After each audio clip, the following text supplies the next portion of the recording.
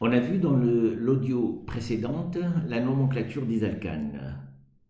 Je vais vous donner un exemple pour nommer un alcane linéaire. Voilà, c'est une molécule organique dans laquelle il n'y a que du carbone, de l'hydrogène et des liaisons sigma. La première des choses donc est de pouvoir regarder où se trouve la chaîne principale. Si on compte bien, la chaîne principale serait celle-ci avec 1, 2, 3, 4, 5, 6, 7, 8 carbones dans la chaîne principale. Donc c'est celle-ci.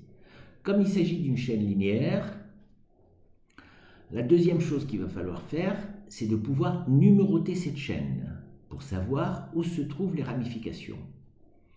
Quand on a une structure linéaire comme celle-ci, la chaîne principale peut être numérotée soit à partir de cette extrémité-là, soit à partir de l'autre extrémité. Et c'est ce qu'on appelle l'ensemble de plus bas indices. Bon, on va voir donc, soit on va prendre la numérotation en rouge, soit la numérotation en bleu.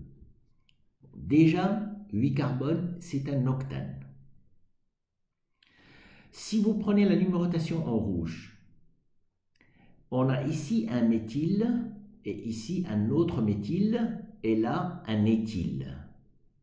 Donc les ramifications sont sur le carbone 3, 4 et 5.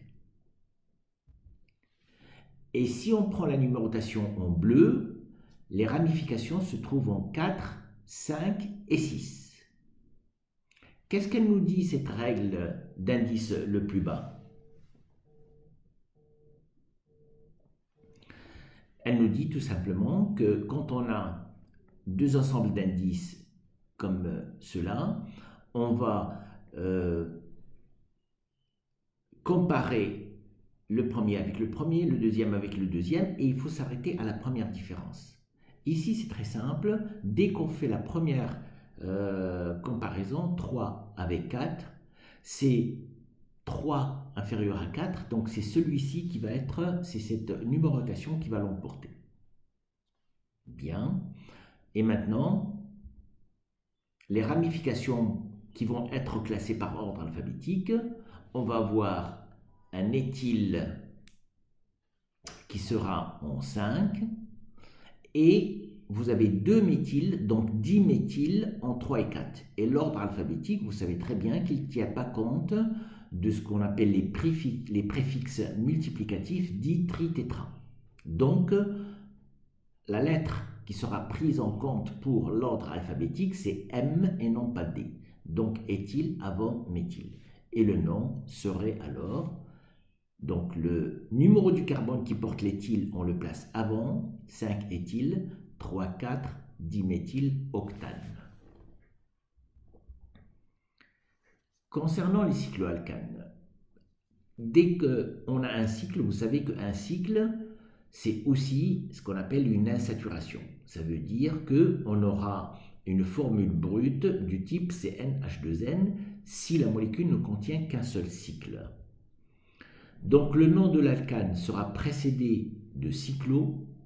Si c'est un propane, cyclopropane. Si c'est un butane, cyclobutane. Si c'est 5 carbones, cyclopentane. Si c'est 6 carbones, cyclohexane et ainsi de suite. Pour les composés cycliques qui portent plusieurs substituants, qu'est-ce que ça veut dire? C'est-à-dire plusieurs ramifications sur le cycle. C'est ça ce qu'on appelle un substituant. Donc il faut appliquer la règle de l'ensemble de plus bas indices. C'est-à-dire que si l'ensemble de plus bas indices est le même dans les deux sens, à ce moment-là, on attribue, c'est-à-dire on donne l'indice le plus petit à celui que je vais nommer en premier. Exemple. Là, il n'y a qu'un méthyle, il y a 5 carbones, donc c'est un cyclopentane, et il y a un seul substituant, une seule ramification, un méthyle. Donc ça va s'appeler tout simplement le méthylcyclopentane. On n'a pas besoin de dire un méthylcyclopentane parce qu'il n'y a qu'une seule ramification. Là, c'est toujours 5 carbones, c'est toujours un cyclopentane, mais là, vous avez un éthyle et un méthyle. 1, 3. Et si vous numérotez à partir de là, ça va être 1, 3. Dans ce cas-là, vous avez 1, 3, 1, 3, c'est les mêmes ensembles de bas indices. Donc, dans ce cas-là, le 1, c'est-à-dire l'indice le plus petit, on va le donner à celui que je vais nommer en premier par ordre alphabétique, qui est l'éthyle. Donc, ça va s'appeler le 1-éthyle, 3-méthylcyclopentane. Celui-ci, c'est un petit peu plus compliqué. Il y a 3 ramifications sur un cycle à 6. Le cycle à 6, déjà, c'est le cyclohexane. Là, il y a un méthyle, méthyle, diméthyle, plus un éthyle. Si on numérote à partir de là, ça va être 1, 2, 3.